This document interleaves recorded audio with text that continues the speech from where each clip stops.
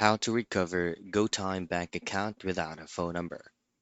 Now, in this video, I'm going to be showing you a simple step for you to be able to still recover your Gotyme without your phone number. Now, the way how you set up your Gotyme actually doable if you didn't use your phone number. But the very important thing here is you must at least still have your Gotyme account number or the email address associated with your Gotyme account. Use up any preferred web browser, but on this video, I'm going to be using Google Chrome. And from here, all I have to do is just to go straight into GoTime's official website.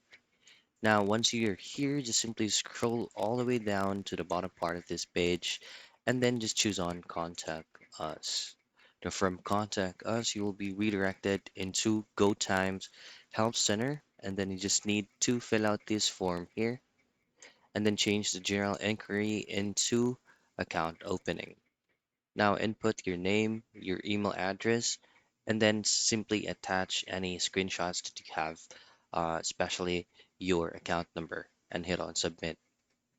And that's the most basic troubleshooting step for you to still recover your GoTime bank account without a phone number.